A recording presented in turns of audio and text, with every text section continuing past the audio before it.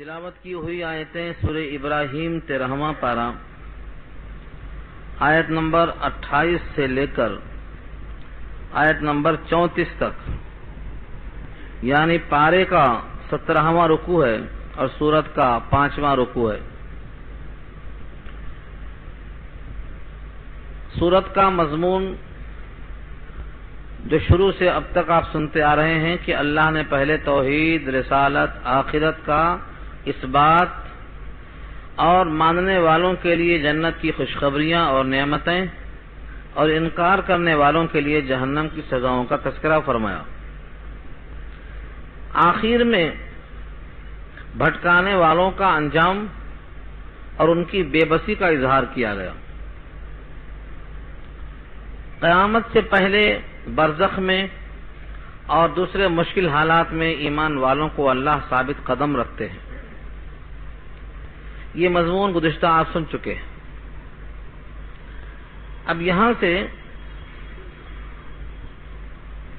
ایک اہم مضمون یہ شروع ہو رہا کہ اللہ کی جو نعمتیں ہیں ان نعمتوں کے بدلے لوگوں نے اللہ کو کیا دیا؟ ناشکری دیا۔ اللہ تعالیٰ نے بندوں پر نعمتیں دی اور انہوں نے اللہ کی نعمتوں کے بدلے میں اللہ کو کیا دیا؟ کفران نعمت، ناشکری۔ اور اس ناشکری کا انجام کیا ہے کہ اس طرح سے انہوں نے خود کو بھی اور اپنی پوری قوم کو جہنم میں اتار دیا۔ جو قوم ناشکری کا شکار ہو جاتی ہے وہ مزید نعمتوں سے محروم ہو جاتی ہے۔ ناشکری عقائد میں کس طرح ہے اور افعال میں کس طرح ہے، ان دونوں کو یہاں بتایا گیا ہے۔ پھر اللہ کی نعمتیں اتنی ہیں کہ بندے گننا چاہیں تو گن بنا سکے۔ جو کچھ ہم نے مانگا وہ سب ہم کو اللہ نے عطا کیا، یہاں تک کہ ہم مانگنے کے لائق نہیں تھے تبھی ہم کو وہ تمام نعمتیں دے دی جن کی حاجت پیش آ سکتی تھی۔ خود ہم میں سے ہر شخص محاسبہ کر سکتا ہے کہ نہ ہم تھے، نہ ہمارا وجود تھا، نہ ہمارا کوئی تقاضا تھا، ہم کو اپنی مرضی سے انسان بنا کر بہترین سانچے میں ڈھال دیا۔ ان تمام نعمتوں کا شکریہ یہ ہے کہ اللہ کی اس نعمت کو اللہ کی مرضی میں استعمال کرتے تو مزید نعمتوں کے حقدار بن جاتے۔ دیکھو، جس شخص نے اپنی نعمتوں کا صحیح استعمال کیا اس کو اللہ نے دنیا میں کیا عطا فرمایا، اس کے واسطے مثال میں ابراہیم خود آ رہے ہیں۔ حضرت ابراہیم کو اللہ نے پیش کیا ہے۔ وفادار بندہ دنیا میں نعمتوں کی قدر کر کے کہاں پہنچا۔ آج بھی اگر تم اپنے اوپر اللہ کی نعمتوں کو محسوس کر کے صحیح استعمال کرو تو تم کو بھی اللہ ایسے ہی ترقیاں عطا فرمائیں۔ یہ عنوان ہے گفتگو کا اس دو رکوع میں۔ پہلی آیت میں دیکھیں، الم تر الی الذین بدلوا نعمت اللہ کفرا۔ کیا آپ نے ان لوگوں کی طرف نہیں دیکھا، یعنی مکے والوں کی طرف، جنہوں نے اللہ کی نعمتوں کے بدلے میں کفر یعنی کفران نعمت دیا، وَأَحَلُّوا قَوْمَهُمْ اور اتار دیا اپنی قوم کو دار البوار، ہلاکت کے گھر میں۔ دار کے معنی گھر، البوار کے معنی ہلاکت، ہلاکت کے گھر میں اتار دیا۔ اس سے مراد مکے کے وہ لوگ ہیں جو انکار پہ انکار کرتے چلے گئے۔ نبی صلی اللہ علیہ وسلم نے تفصیل کے ساتھ دلائل پیش کیے۔ انہوں نے توحید کا اعتراف کرنے کے بجائے، رسالت کو ماننے کے بجائے، فکر آخرت کو یقین کرنے کے بجائے انکار کرتے چلے گئے۔ ان میں سے کچھ انکار کرنے والے بدر میں، غزوہ احد میں، غزوہ احزاب میں ایسا مسلسل اس میں سے مارے گئے اور یہ خود بھی جہنم میں گئے اور جہنم میں قوم کو ساتھ لے کے چلے گئے۔ الم تر الی الذین بدلوا نعمت اللہ کفرا۔ آپ نے دیکھا نہیں، یہ دیکھا اقرار ہے، یہ نہیں دیکھا ہے تو دیکھ لو، تاریخ پڑھ لو۔ جنہوں نے بدل ڈالا اللہ کی نعمت کے بدلے میں کفر، یعنی نعمتوں کو لیا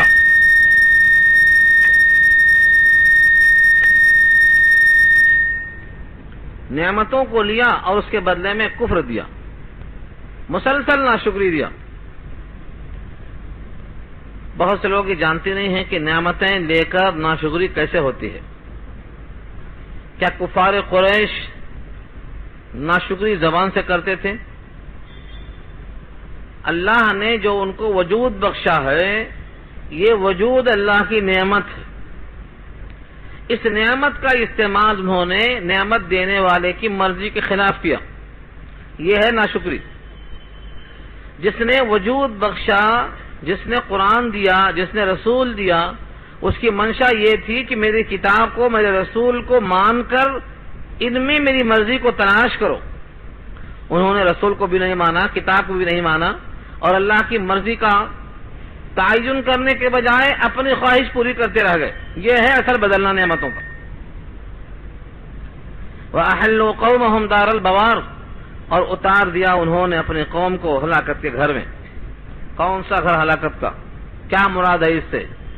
اب اس کے لیے عکس تفسیری آتا ہے، یعنی جہنم، جہنم میں داخل کر دیا۔ جہنم میں داخل کر دیا نہیں، داخل ہوں گے، یہاں مراد ہے وہ اسباب تک پہنچا دیا کہ اب جہنم میں جانے سے انہیں کوئی روک نہیں سکتا، کوئی ان کو روک نہیں سکتا۔ جہنم میں انہوں نے اپنی قوم کو اتار دیا۔ یصلونہا، اس میں ضرور پہنچیں گے وہ اپنے کفران نعمت کی وجہ سے، کیونکہ ہر ناشکرا جہنم میں جائے گا۔ وبئس القرار، اور قرار اور رہائش کے اعتبار سے بہت بری ہے وہ جگہ۔ القرار، قرار کے آتے ہیں جہاں پر آدمی کو رہنا پڑے، رہنے کے اعتبار سے وہ جگہ انتہائی بری ہے۔ ایک سبب تو یہ ہوا، کفران نعمت ایک سبب ہوا جہنم میں اتارنے کے لیے، یہ ہے نعمتوں کی ناقدری۔ دوسرا ان کے عقیدے میں خرابی، وہ کیا تھی؟ وَجَعَلُوا لِلَّهِ أَنْدَادًا، یہ عقیدے کی خرابی ہے۔ اندادا یہ جمع ہے، اس کا واحد ہے ندن، اور ندن کے معنی ایکول، مقابل، ہمسر، برابر۔ یعنی جس طریقے سے جو مقام اللہ کا تھا، انہوں نے اللہ کے بالکل برابر دوسری چیزوں کو رکھ دیا۔ اللہ کے سامنے بھی سجدہ، اللہ کے غیر کے سامنے بھی سجدہ، یہاں بھی تذلل، وہاں بھی تذلل، یہاں بھی تعبد، وہاں بھی تعبد، یہاں بھی خود کو ڈھیر کر دیا، وہاں بھی خود کو ڈھیر کر دیا۔ جو صفتیں اللہ کی ہیں ان تمام صفتوں سے متصف سمجھا ان کا جو بالکل مخلوق تھے اور محتاج ماز تھے۔ اسی کا نام شرک ہے۔ اللہ کے برابر کسی کو قرار دینا، ذات میں برابر، ذات میں شرک، صفات میں برابر کرنا، صفات میں شرک۔ اللہ کی ذات اور صفات میں اس کے برابر کسی کو قرار دینا یہ شرک۔ اللہ نے اس کو ندن کہا، انداد۔ وَجَعَلُوا لِلَّهِ أَنْدَادًا، اور بنایا انہوں نے اللہ کا ساجی، اندادا، مقابل۔ اللہ سے بارش مانگتے، یہ لوگ بتوں سے بارش مانگتے۔ اللہ سے اولاد مانگتے، یہ لوگ بتوں سے اولاد مانگتے۔ یعنی جو جو مشکل کشائی اللہ سے متصور تھی، وہ تمام کا تمام یہ اللہ کے غیر سے حاصل کرنا چاہتے۔ اتنا عقیدہ ان کا بگڑا ہوا تھا، اور اللہ کو یہ بات پسند نہیں ہے۔ اللہ کا غضب، اللہ کا جلال بھڑک اٹھتا ہے جب کوئی اللہ کے بندے میں سے اللہ کی مخلوق کو اس کے برابر قرار دیتا ہے۔ اس موقع پر وہ روایت آپ کو نہیں بھولنا چاہیے جو بارہا آپ سن چکے ہیں کہ اللہ کتنے غیور ہیں، کتنی غیرت ہے۔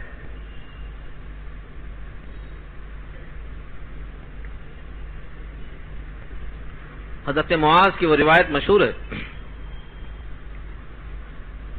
نبی صلی اللہ علیہ وسلم نے جب یہ سوال سنا کہ اگر کوئی شخص اپنے بیوی کے ساتھ غیر مرد کو پائے تو کیا کرے گا؟ حضرت سعد بن معاذ کہتے ہیں تلوار سے لے کر 4 ٹکڑے کر دوں گا۔ فرمایا نبی صلی اللہ علیہ وسلم نے تمہاری یہ غیرت ایمانی ہے، مرد ایسا ہی غیور ہوتا ہے. یعنی حکم تو یہ ہے کہ 4 گواہوں کو تلاش کرے، لیکن اگر وہ ایسا کرتا ہے تو یہ اس کی غیرت ایمانی ہے. اس کے بعد جو جملے ہیں ایک ایک لفظ بار بار سوچنے کے لائق، ایک بار سن کے ہضم نہیں کر لینا. فرمایا وَأَنَا أَغْيَرُ مِنْكَ، اور میں تم سے زیادہ غیرت مند ہوں. وَاللَّهُ أَغْيَرُ مِنِّي، اور اللہ مجھ سے بھی زیادہ غیرت مند ہے. جب کوئی اپنی پیشانی کو اللہ کے غیر کے سامنے ٹکا دیتا ہے تو اللہ کا جلال بھی ایسے ہی بھڑک اٹھتا ہے. یہ ہے ندا، مقابل اور ہمسر بنانا. یہ پیشانی صرف اللہ کا حق ہے، لیکن جب یہ پیشانی اللہ کے غیر کے پاس جھکتی ہے تو اللہ کو ایسا ہی جلال آتا ہے. اللہ نے فرمایا ساری کائنات تیرے لیے ہے، تیرا وجود میرے لیے ہے. دنیا میں سب سے اشرف اور اکرم اور خلیفہ ہونے کے لائق تجھ کو بنایا. علم کا تمہارے سر پر تاج رکھا، فرشتوں سے بھی سجدہ کروایا، علم کی بنیاد پر خلافت سے نوازا. لیکن تم اگر اپنے اس تاج کو اور اپنے اس پیشانی کو غلط مقام پر جھکا دیتے ہو تو اس کی ناقدری ثابت ہوتی ہے اور اس سے اللہ کو جلال آتا ہے. تو لفظ انداد اللہ نے استعمال کیا ہے.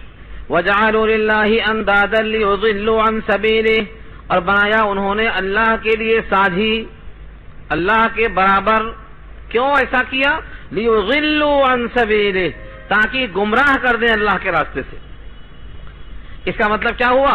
گمراہی کا دروازہ یہاں سے شروع ہوتا ہے، دروازہ ہے گمراہی کا. یہ لِيُضِلُّوا، لام جو یہاں آیا ہے یہ لام کہہ کہلاتا ہے، سبب کو بیان کرتا ہے کہ لوگوں نے اللہ کے برابر جب کسی کو قرار دے دیا تو دروازہ کھل گیا. کس کا؟ ضلالت کا، گمراہی کا. لِيُضِلُّوا، تاکہ وہ گمراہ کر سکیں. عن سبیلہ، اللہ کے راستے سے. اللہ کا راستہ جو جنت تک جا رہا تھا، جس میں اللہ کا دیدار، اللہ کی ملاقات، اللہ کے دسترخوان سے انعام ملنے والا تھا، یہ اس راستے میں بھٹکا دے کر وہاں جانے سے روکنے والا بن گیا. یعنی اب اللہ کے راستے سے بھٹکنے والا اس جنت تک نہیں پہنچے گا، اللہ کی ملاقات تک نہیں پہنچے گا، اللہ کے دسترخوان سے فیضیاب ہونے تک نہیں پہنچے گا. راستے سے یہاں وہاں چلا جائے گا، خس و خاشاک کی طرف آ جائے گا. تو سب سے زیادہ مضر اور مہلک کیا ہے؟ یہی ہے کہ اللہ کا کوئی ایکول نہیں، اللہ کا کوئی ہمسفر نہیں، اللہ کے لیے کوئی اولاد نہیں، اللہ کے لیے بیٹی اور بیٹا نہیں، اللہ کسی کا محتاج نہیں، اللہ کے سامنے کسی کو زبان کھولنے کی طاقت نہیں جب تک اللہ اجازت نہ دے دیں. اس لیے انداد بہت دور کی بات ہے، کوئی اس کا ایکول نہیں ہے، اس کے کسی صفت میں کوئی اس کے برابر مشترک نہیں ہے. اللہ کے 99 صفاتی نام ہیں، ہر صفاتی نام میں آپ جائزہ لیں تو کسی بھی صفت میں اس شان سے کوئی شریک نہیں ہے. وہ رزاق ہے تو رزاق ہونے میں اس جیسا کوئی نہیں ہو سکتا. وہ وہاب ہے، بہت دینے والا، تو اس صفت وہاب میں اس کے برابر دینے والا کوئی نہیں ہو سکتا. وہ رحیم ہے تو صفت رحیم میں اس سے برابر کوئی دوسرا نہیں ہو سکتا. غرض ہے کہ جو صفتیں اللہ کی ہیں ان میں سے کوئی صفت میں اگر کسی کو ہم نے اس کے برابر سمجھ لیا تو یہ اندادہ ہے. وَجَعَلُوا لِلَّهِ أَنْدَادًا لِيُضِلُّوا عَنْ سَبِيلِهِ، تاکہ بھٹکا دیں وہ اللہ کے راستے سے. اگر کوئی بھٹکاتا ہے تو بھٹکتا ہے تو اللہ کا کیا نقصان ہے؟ اللہ فرماتے ہیں بھٹکنے والا اور بھٹکانے والا اور اللہ کے برابر کسی کو مخلوق میں سے چن کر اس مقام پہ رکھنے والا، ان تمام سے اے نبی آپ کہہ دو، قل، اعلان کرتے ہوئے کہہ دو. قل امر ہے. قل کے مخاطب کون ہیں؟ اے نبی صلی اللہ علیہ وسلم، جن پر قرآن نازل کیا ہے آپ کہہ دیجئے ان تمام لوگوں سے تمتعوا، کچھ دن تک فائدہ اٹھا لو. فَإِنَّ مَصِيرَكُمْ إِلَى النَّارِ، بے شک تمہارا ٹھکانہ دوزخ ہے. اللہ نے نبی سے کہلوایا. نبی اعلان کرنے والے اور خدا کا اعلان ہے۔ اب مجھے بتاؤ سفارش کرنے والا کون ہوگا اور کرانے والا کون ہوگا؟ جو شخص مذکورہ صفات میں پکڑا جائے گا، یعنی اللہ کے مقابل کسی کو بنایا یا اللہ کا مقابل بنا یا کسی کو اللہ کا مقابل سمجھا یا کسی کو اللہ کی صفات میں مشترک قرار دیا، ان تمام کے واسطے اللہ نے ایک اعلان کروایا ہے، قل تمتعوا۔ تمتع کہتے ہیں وقتیہ فائدہ اٹھا لینا۔ تمتعوا، متاع سامان، تمتعوا امر ہے، سامان سے فائدہ اٹھا لو۔ کتنا فائدہ اٹھانا ہے؟ اگر وہ فائدہ عارضی ہے تبھی تمتع کہیں گے۔ متاع کہتے ہیں اس طلاق شدہ عورت کو جس کا نکاح ہوا ہو، خلوت نہ ہوئی ہو، مہر مقرر نہ ہوا ہو تو اس کو ایک جوڑا دے دو، اس کو متاع کا جوڑا کہا جاتا ہے۔ ایک ہی سفر میں حج عمرہ دونوں ہو جائے تو حج تمتع کہا جاتا ہے، اس میں جو دم واجب ہوتا ہے اس کو دم تمتع کہا جاتا ہے، وقتی فرض، وقتی فائدہ ہے۔ اللہ نے کہا قل متاع الدنیا قلیل، دنیا پوری کی پوری مل جائے تو اس کا فائدہ قلیل ہے۔ تو وقتیہ فائدہ کتنے سال کا فائدہ ہے؟ اگر حضرت نوح کی عمر مل جائے تو 950 برس، مگر وہ کسی کو ملنے والی نہیں ہے۔ اب اس امت میں سب سے زیادہ عمر 350 سال سلمان فارسی کی، دوسرے قول میں 250 سال، بقیہ اس امت کی عام عمریں 60-70 سال کے بیچ میں ہے، سنچری ملنا مشکل ہے۔ فل جیے تو 70 سال 80 سال بس۔ اب اگر کچھ لوگ 100 تک پہنچ گئے ہیں تو یہ خصوصی اللہ کا انعام ہے، ورنہ اب تو 50-60 کے بعد ختم، 50-60 سال ختم۔ تو اس امت میں یہ اللہ کا جو اعلان ہے، تم کتنا ہی فائدہ اٹھانا چاہتے ہو، حد سے حد تمہاری آزاد لگامی کچھ دنوں کی ہے، نتیجہ کیا ہوگا؟ فَإِنَّ مَصِيرَكُمْ إِلَى النَّارِ، بے شک تمہارا مقام، تمہارا انجام اور تمہارا آخری مرحلہ جہنم کی طرف ہے، وہیں تمہیں جانا ہے۔ یہ ہر اس شخص کا انجام ہے جس نے اللہ کے برابر ذات اور صفات میں کسی کو سمجھا۔ یہ خصوصی اعلان ہے، اعلان کرانے والے اللہ، اعلان کرنے والے سید الانبیاء، اور اب اس کے بعد کوئی دروازہ باقی نہیں بچتا ہے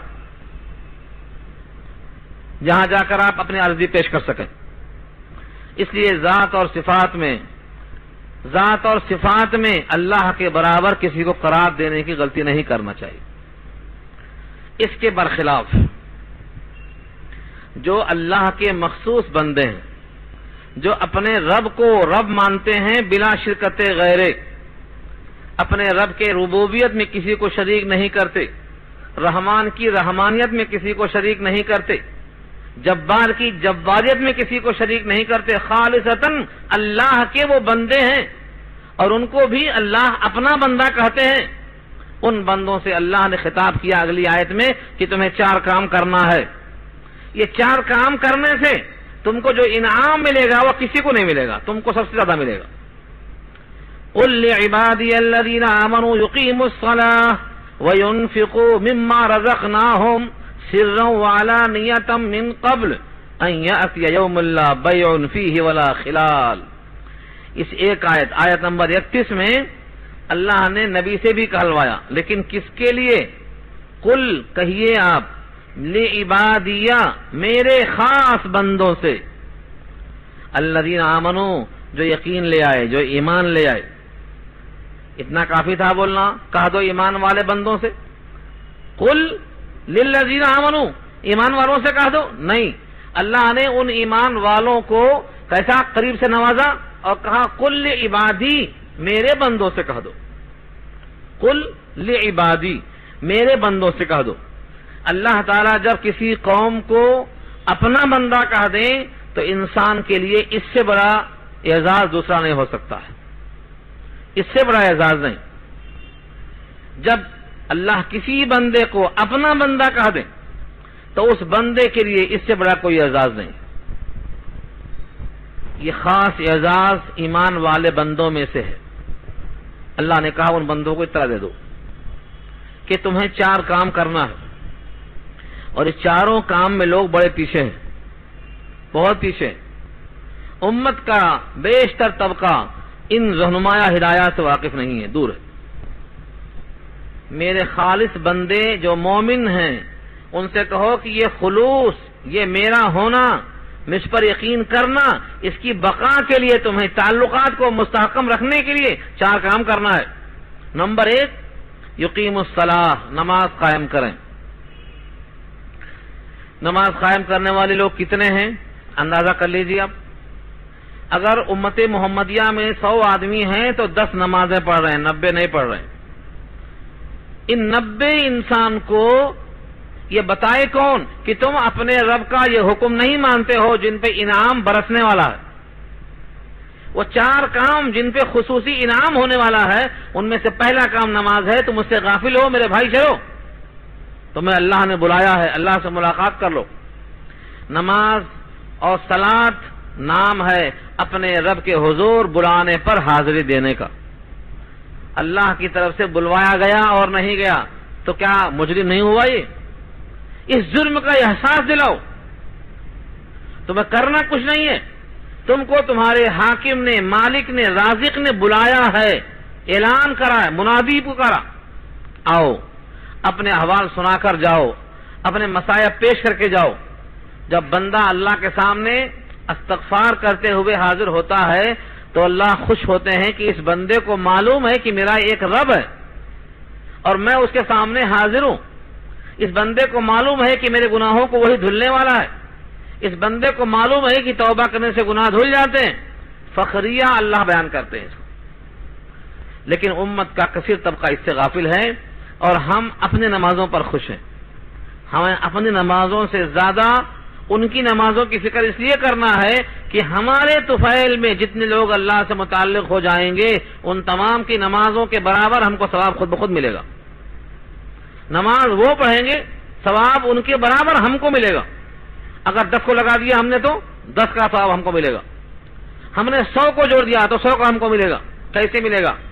نبی صلی اللہ علیہ وسلم کا ضامن ارشاد ہے، ضامن اس طرح سے کہا کہ ضمانت دیا ہے آپ نے، من دل علی خیر فلہ اجر مثل اجر فاعلہ، جس نے کسی کام کی رہنمائی کر دیا اور اس پر لوگوں نے کام شروع کر دیا تو رہنمائی کرنے والے کو ثواب اتنا ہی ملے گا جتنا کام کرنے والوں کو ثواب ملے گا۔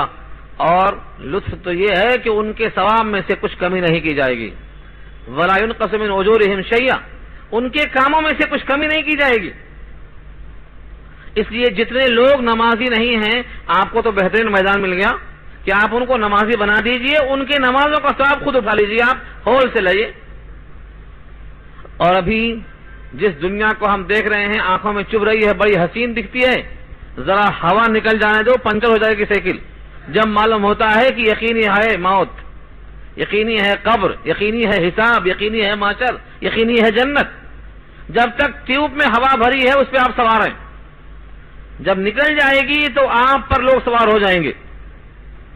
اس کائنات میں جو جسم ہے یہ اس روح پر سوار ہے، جب یہ روح یہاں سے نکل جائے گی تو اس جسم کو لوگ نکال کر پھینک دیں گے گھروں سے۔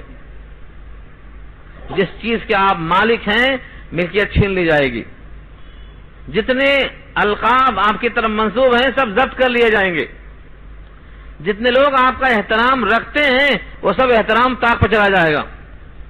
اس لیے اپنے یقینی کاموں پر محنت کرنے کی ضرورت ہے۔ لوگوں کو موقع اچھا ہے، نمازیں پڑھو، نمازیں پڑھاؤ، قائم ہوتا ہے نماز کا۔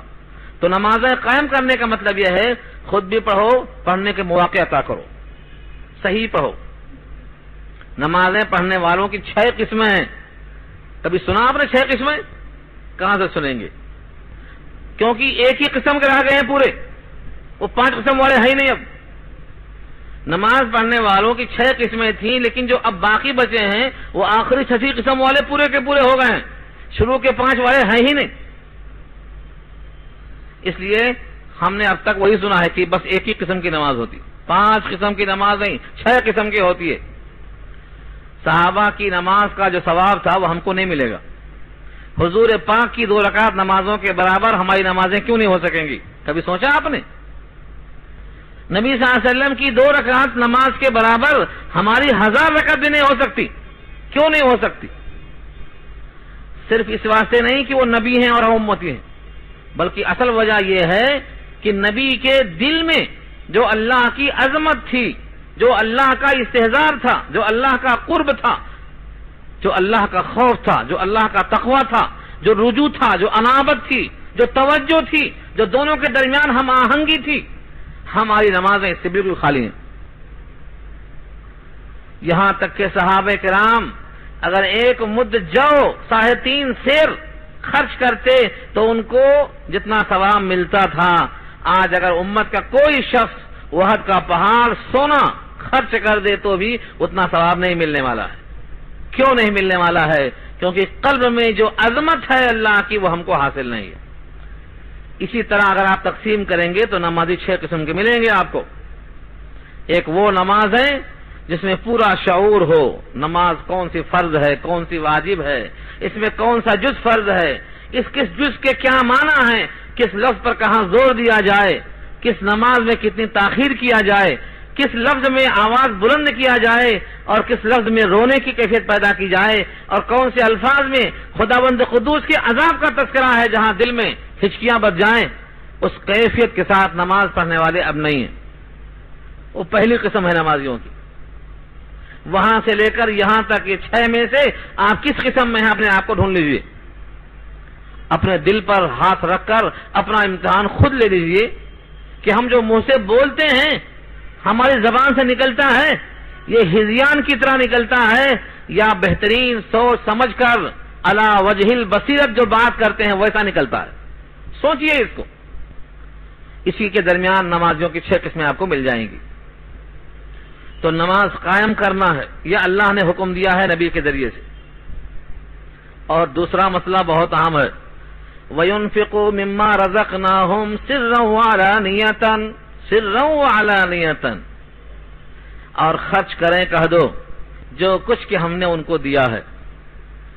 7.5 تولہ سونا، 52 تولہ چاندی پر نصاب پورا ہوگا، وہاں 2.5% نہیں دیں گے تو جوتے کھائیں گے، جہنم میں جائیں گے. وہ حکم نہیں ہے. یہاں جہنم سے بچنے کے لیے ہے وہ 2.5%.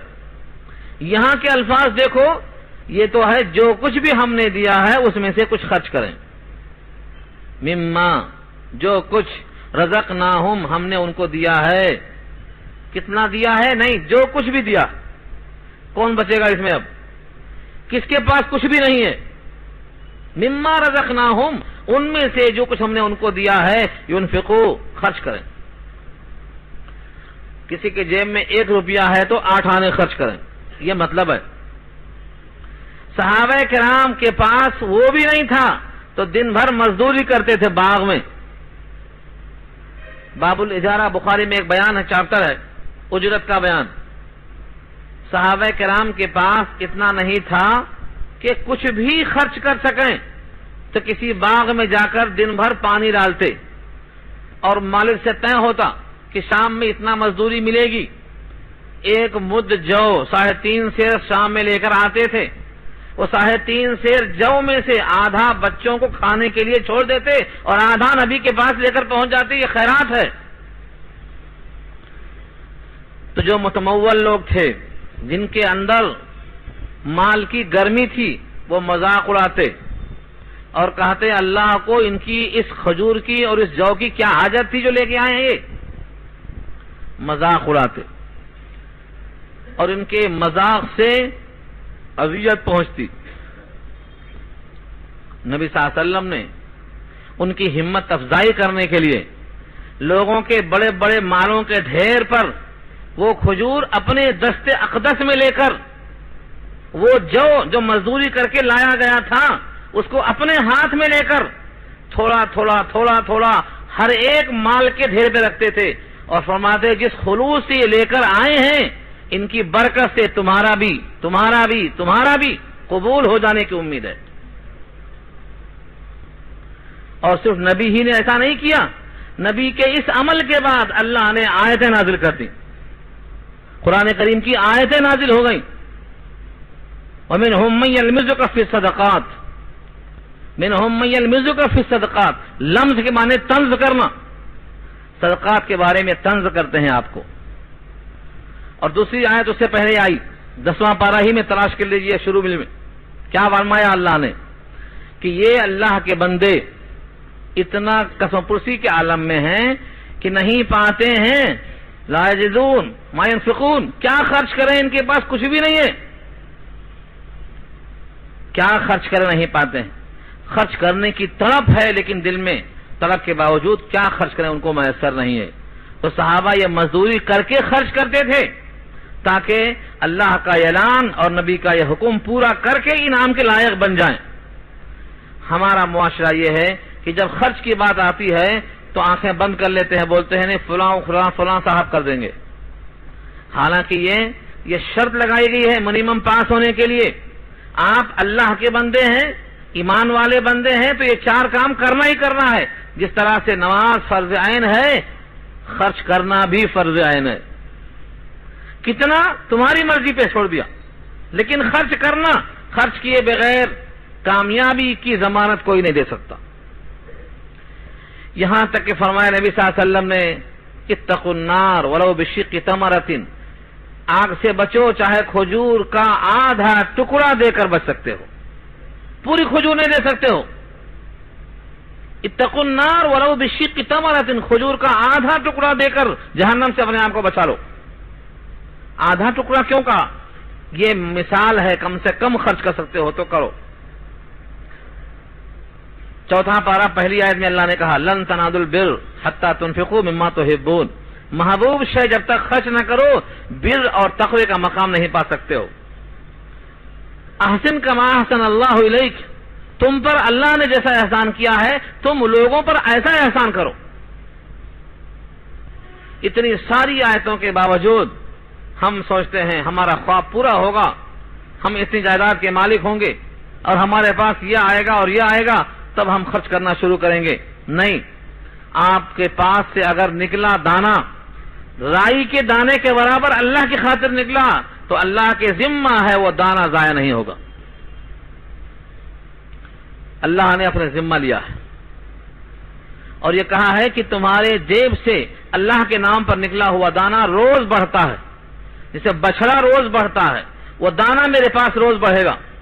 وما آتیتم من زکات تریدون وجہ اللہ فاولئک هم المضعفون، یہ مضعفون کیا ہے؟ روز بڑھتا رہے گا. وہ بڑھتے بڑھتے اتنا ہو جائے گا کہ جب اس کا اجر ملے گا تو آپ کے وہم و گمان سے بالا تر ہوگا. تو 1 روپیہ کو ایک مت سمجھو، آپ کس کو دے رہے ہیں یہ سوچ کر دو. کس کو دے رہے ہیں؟ سامنے حقیر فقیر مخلوق ہے، مخلوق الحال، اس کو مت دیکھو. اس کو تم دے رہے ہیں نہیں، اس کے پاس تم جمع کر رہے ہیں، اللہ کو تم دے رہے ہیں. اور اللہ تمہارے اس دانے کا محتاج نہیں ہے، تمہیں ایسے وقت پہ لوٹائے گا جب تم اس فقیر سے زیادہ محتاج ہوگے.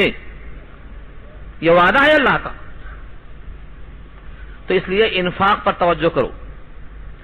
آپ کے پاس کچھ حیثیت نہیں ہے، جو بھی آپ خصوصی طور پر آسانی سے نکال سکتے ہو اس میں دریغ مت کیا کرو.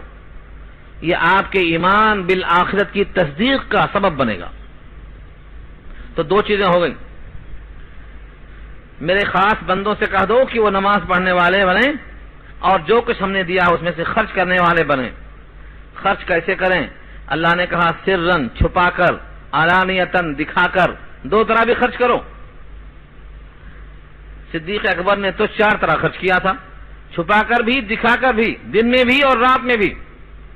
تیسرے پارے میں وہ آیت نازل ہوئی انہی کی شان میں آئی ينفقون باللیل والنہار سرا وعلانیۃ، رات میں دن میں، چھپا کر دکھا کر.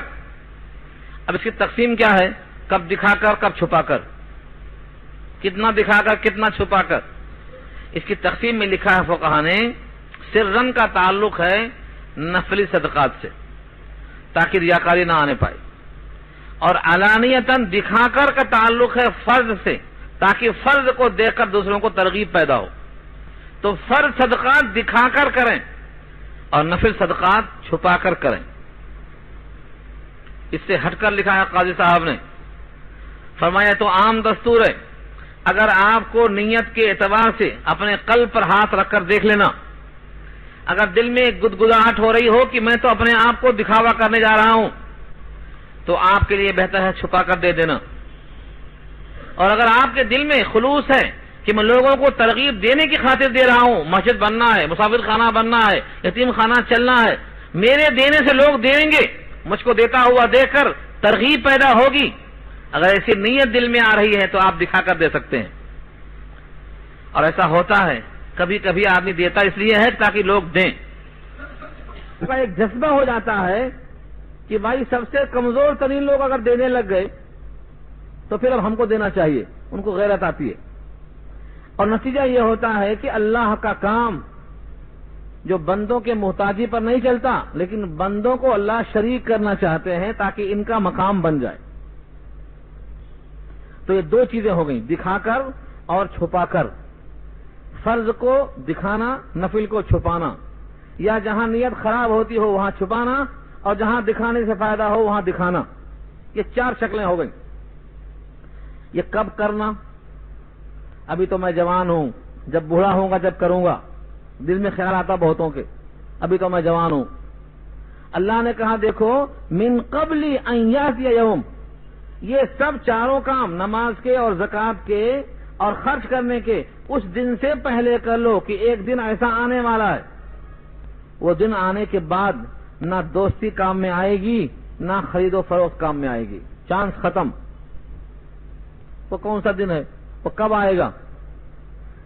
من قبل ان یاتی یوم، اس سے پہلے کہ آ جائے وہ دن، لا بیع فیہ، جس میں کوئی بیع نہیں، کوئی کاروبار نہیں، کوئی خرید و فروخت نہیں، ولا خلال، اور نہ خلت ہوگی نہ دوستی. تو دو چیزیں کہی گئیں، جب کا جب خرید لوں گا، خرید کے دے دوں گا، تو خرید و فروخت نہیں. دوستی کام میں آئے گی، دوستی کام میں نہیں آئے گی.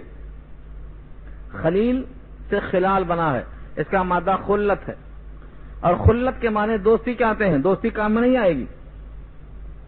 اور اگر خلال بجائے خلت کے، مصدر کے بجائے دوسرے معنی اس کے لیے جائیں خلال، مفہوم یہ ہوگا کہ وہاں درمیان میں کوئی دوسرا آدمی داخل نہیں ہو سکتا، کوئی خلل ڈالنے والا نہیں ہو سکتا. وہ دن آنے سے پہلے آپ یہ کام کر لو. اب وہ دن کون سا ہے؟ اگر آپ کہیں گے محشر ہے، یا کہیں گے قبر ہے، یا کہیں گے برزخ ہے، یا کہیں گے موت کا دن ہے، شروع تو ہوتا ہے موت سے ہی. شروع تو ہوتا ہے موت سے کہ اب اس دن آنے کے بعد نہ خرید و فروخت ہو سکتی ہے، نہ آپ کچھ خرید سکتے نہ بیچ سکتے.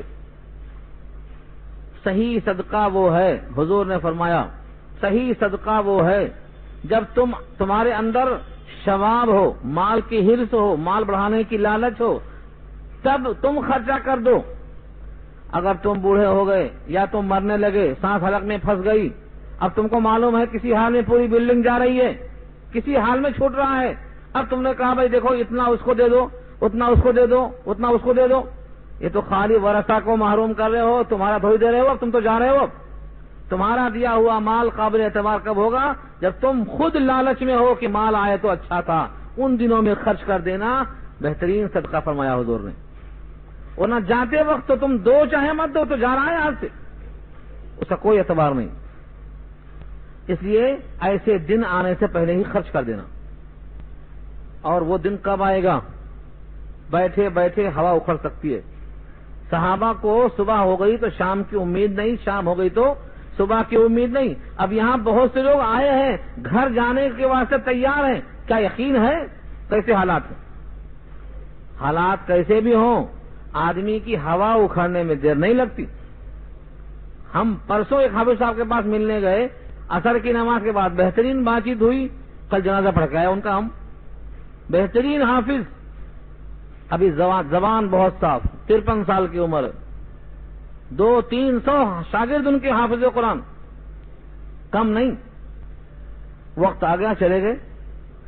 پہلے تو ایک دن ان کے بغیر چلتا نہیں تھا، مگر اب وہ قیامت تک میں دنیا میں آئیں گے اور چلنا پڑے گا. تو ہم سمجھتے ہیں کہ ہمارے بغیر نہیں ہوگا، ہم ایسا سمجھتے ہیں. لیکن جب چلا جاتا ہے جانے والا تب بھی کائنات بند نہیں ہوتی، کائنات چلتی رہتی ہے. اس لیے اپنی آخرت کی فکر کرو. یہ پتہ نہیں کہ وہ دن کب آ جائے.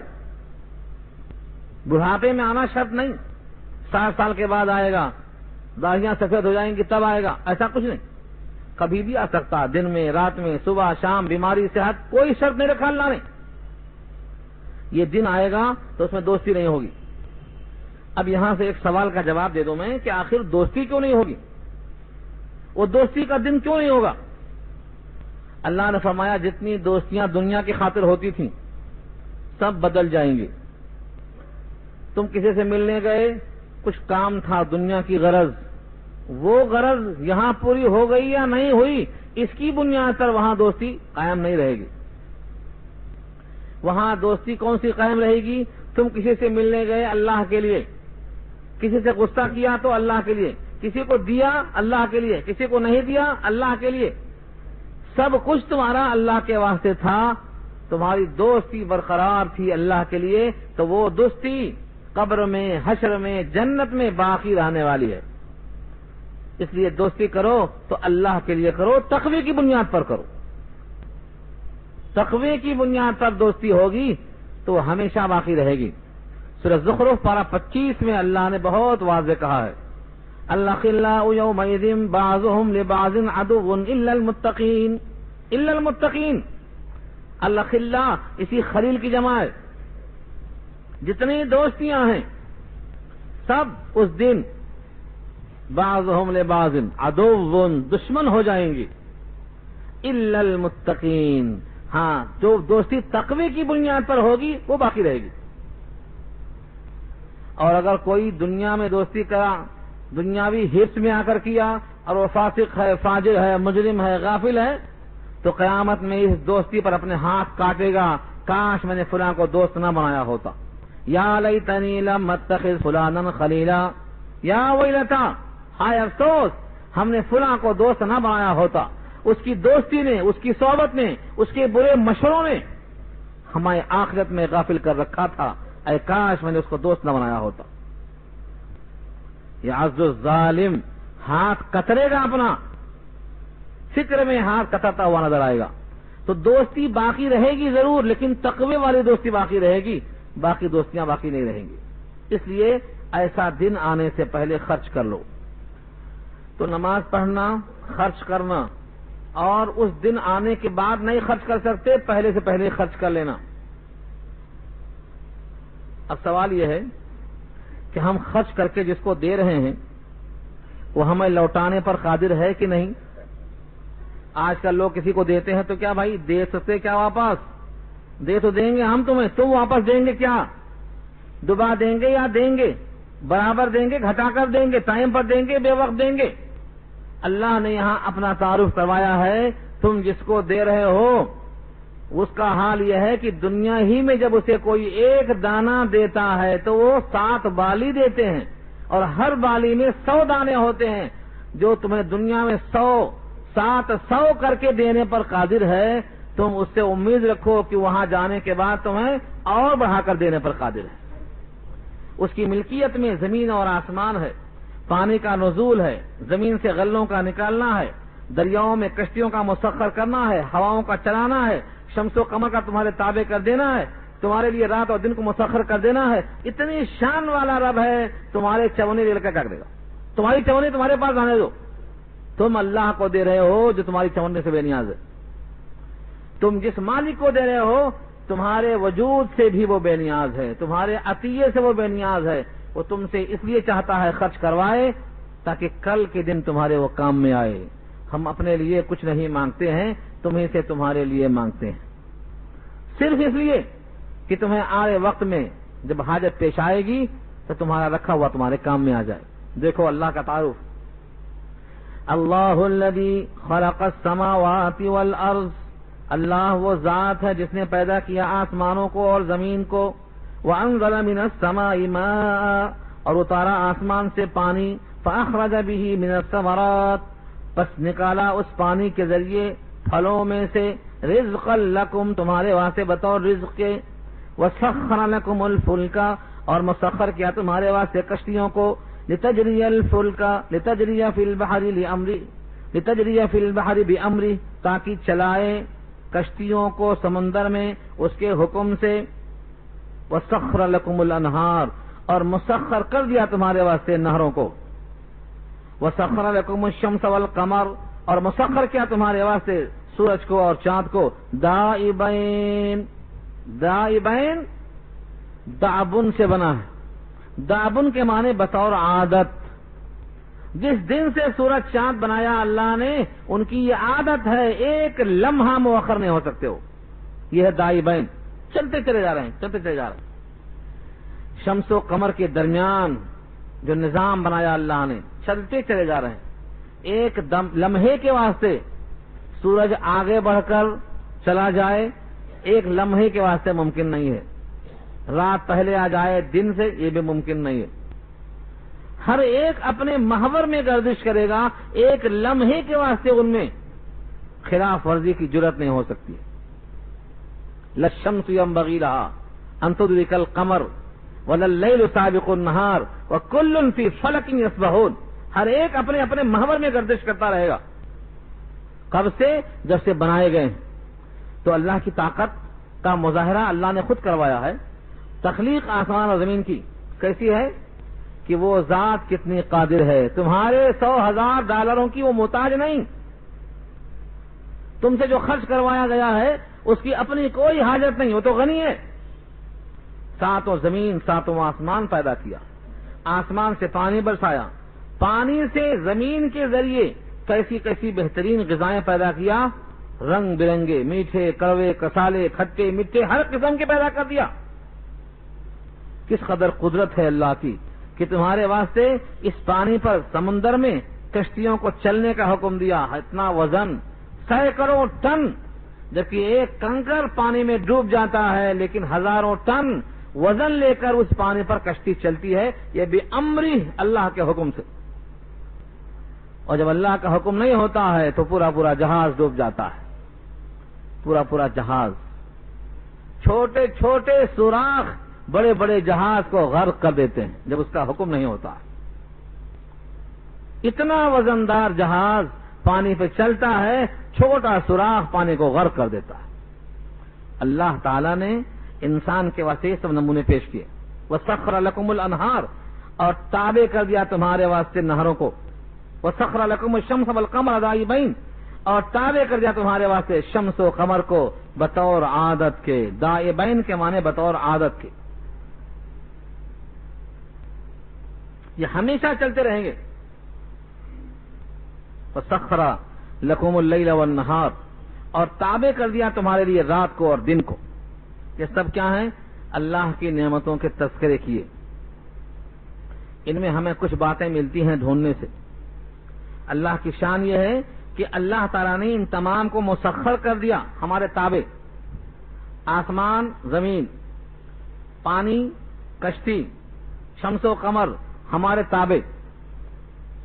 اب کوئی کہے ہمارے تابع ہونے کا مطلب یہ ہے کہ ہم کہیں اٹھ تو اٹھ جائے، اور ہم کہیں بیٹھ تو بیٹھ جائے، تب تو ہمارے تابع ہے۔ ایسا تابع نہیں۔ آپ کے والد محترم نے اسکول جانے آنے کے لیے آٹو لگا دیا، آٹو والا آپ کے حکم کے تابع ہو گیا۔ اب آپ کہیں گے آج اسکول نہیں جانا ہے، گنڈی پیٹ لے کے چل، تو نہیں لے کے جائے گا وہ۔ کیوں؟ جس نے اس کو تنخواہ مقرر کی ہے اس نے کہا ہے اسکول سے گھر، گھر سے اسکول، باقی کہیں نہیں، پابندی ہے۔ ورنہ تو بچہ ہے، آٹو ہے، کہے گا چلو گھومنے جائیں گے، بہترین موسم ہے، روز پڑھتے پڑھتے بیزار ہو گئے، اس کی خواہش۔ تو دنیا میں بھی کتنے لوگ ہیں کہیں گے دن میں آج کام بہت ملا ہے، 2 گھنٹہ ٹاکرے سے ڈوبنا۔ دوسرا کہے گا ہم دن میں بہت تھک گئے ہیں، 2 گھنٹہ پہلے ڈوبنا، سونا ہے جلدی سے آج۔ تو یہ کائنات کا نظام درہم برہم ہو جائے گا۔ مسخر کا مطلب یہ ہے یہ 24 گھنٹہ شب و روز ہماری بھلائی میں لگے ہوئے ہیں۔ ان کی شعاعیں، ان کی کرنیں، ان کی فضائیں غلوں کو پکانے میں، میوے کو مٹھاس پیدا کرنے میں برابر اپنا کام کرتے چلے جا رہی ہیں۔ کشتی جاری ہے نفع کے لیے۔ یہ سب اللہ کی قدرت کے مناظر ہیں۔ بھلا ایسے قادر مطلق کو آپ دے رہے ہیں، کیا آپ کا پیسہ ڈوبنے والا ہے؟ یہ سوال ہے۔ آپ اپنی رقم کی فکر نہ کریں، آپ ایسے بینک میں دیتے ہیں جو اتنا بڑا قادر ہے، لہذا وہ محتاج نہیں ہے، غنی ہے۔ وہ عاجز نہیں ہے، قادر ہے، وہ بے رحم نہیں ہے، رحیم ہے، وہ تمہاری حاجتوں کو تم سے بہتر جانتا ہے، اسی لیے تمہارے لیے مانگنے سے پہلے کیا انتظام کیا ہے؟ وَآتَاكُم مِّن كُلِّ مَا سَأَلْتُمُوهُ، اور دیا تم کو ان تمام نعمتوں میں سے جو کچھ تم نے اس سے مانگا۔ اس کی تشریح میں کئی کلام ہیں، کئی انداز ہے۔ لفظ من یہاں آیا ہے، من تبعیضیہ کے لیے آیا ہے، من کل ما سألتموہ، جو کچھ تم نے مانگا ان تمام میں سے تم کو دیا۔ ہم نے تو مانگا بھی نہیں تھا جب ہم کو بنا دیا تھا، کوئی احساس ہے؟ واللہ اخرجکم من بطون امہاتکم لا تعلمون شیئا وجعل لکم السمع والابصار، تم کو تمہاری ماؤں کے پیٹ میں ایسا بنا کر دیا کہ تم اس وقت کچھ نہیں جانتے تھے، لیکن آنکھ ناک کان دل بنا کر دے دیا۔ تو ہم مانگتے کیا تھے؟ مانگنے کے لائق میں نہیں تھے، نہ ہم تھے نہ مانگنے کا تقاضا موجود تھا۔ تو جو کچھ ہم مانگ سکتے تھے وہ سب بغیر مانگے ہم کو دے دیا، یہ لکھا ہے قاضی صاحب نے۔ وَآتَاكُم مِّن كُلِّ مَا سَأَلْتُمُوهُ، اور جو کچھ تم نے مانگا اس میں سے تم کو بغیر مانگے ماں کے پیٹ سے ہی سب کو دے کر بھیج دیا۔ جو تمہاری حاجتوں کا اتنا خیال کرتا ہے کہ تم ایک گوشت کی بوٹی تھے، کیا مانگتے تھے؟ ان پر ہڈیاں چڑھائیں، گوشت چڑھائیں، بہترین شکیل حسین چہرہ بنایا، اور تم دنیا میں آئے تو تمہارے لیے بہترین محبین خادمین کو پیدا کر دیا۔ تمہاری مسکراہٹ پہ ماں پریشان کہ تمہاری بلائیں لے رہی ہے، دادی ہے، نانی ہے، خالہ ہے، کون کون تم پہ مہربان ہے۔ یہ سب تم نے مانگا نہیں، یہ تم مانگ سکتے تھے بہت سے بہت، تو عطا کر کے بھیج دیا۔ تو جس اللہ نے تمہاری حاجت کا اتنا لحاظ کیا کہ جو جو تم مانگ سکتے تھے ان تمام کو تمہیں دے کے بھیج دیا، تو تم اگر اس کے پاس اپنی کمائی، حالانکہ وہ بھی تمہاری کمائی کیسے ہوئی؟ تمہارا ہاتھ اس کا ہے، تمہارا پیر اس کا ہے، تمہارا دماغ اس کا ہے، تمہاری صلاحیتیں اس کی ہیں، تم کماؤ گے تو در حقیقت اس کی طرف سے کماؤ گے، تمہارا اپنا تو کچھ بھی نہیں ہے۔ پھر بھی وعدہ ہے کہ تمہارے ایک ایک ذرے کو ہم محفوظ کرنے والے ہیں۔ اب بھی اگر ہم خرچ کرنے میں بخل کرتے ہیں تو گویا ایسے قادر مطلق پر ہم شک کرتے ہیں۔ اس لیے فرمایا تم نے جو کچھ مانگا ان تمام میں سے اللہ نے مسخر کر دیا۔ وَإِن تَعُدُّوا نِعْمَةَ اللَّهِ لَا تُحْصُوهَا، اور اگر تم شمار کرو اللہ کی نعمتیں تو اس کو تم شمار نہیں کر سکتے ہو۔ دعویٰ ہے، جب ہم نعمتوں کو شمار نہیں کر سکتے تو ان تمام نعمتوں کا شکریہ ادا کیسے کر سکتے؟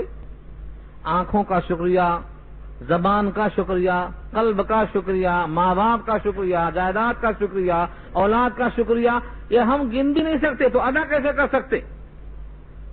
اللہ کا جو کرم ہے اس کرم کی ایک نمونے کی مثال عرض کرتا ہوں۔ بعض مفسرین اس پر لکھتے ہیں،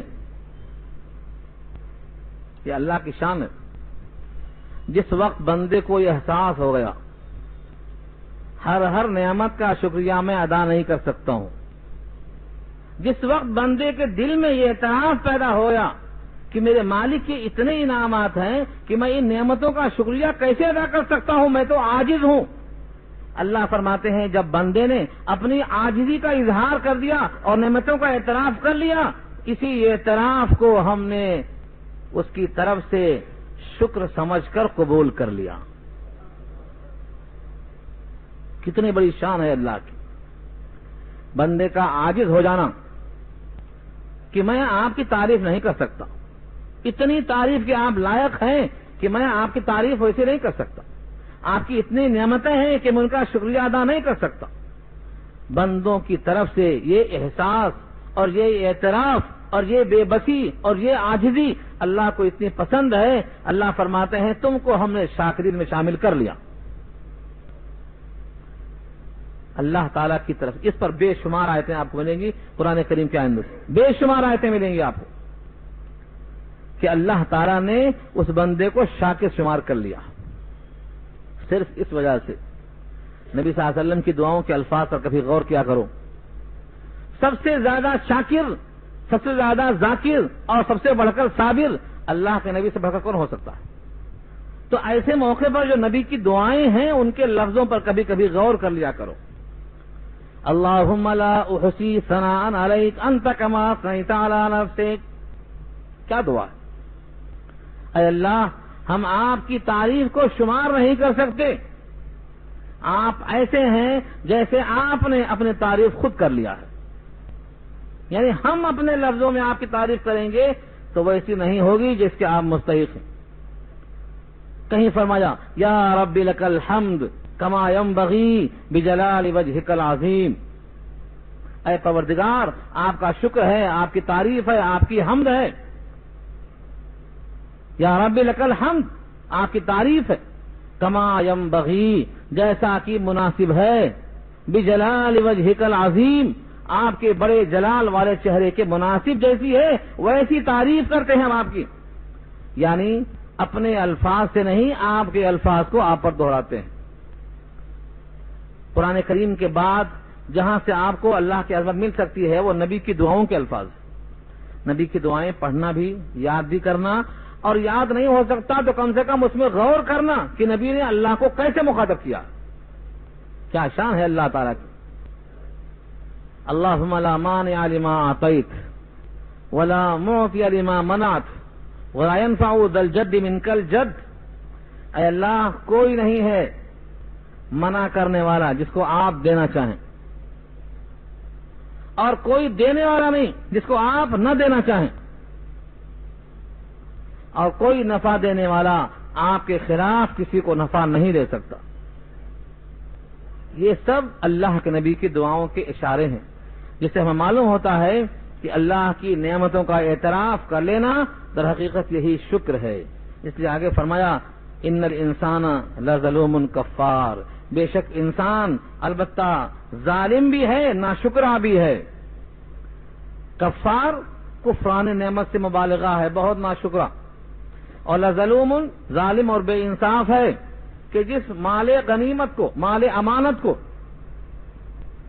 زمین آسمان پہاڑ نہ اٹھا سکے اس انسان نے اٹھا لیا لیکن اس کا حق ادا نہیں کیا، اس سے غافل رہا. وَحَمَلَهَا الْإِنسَانُ إِنَّهُ كَانَ ظَلُومًا جَهُولًا.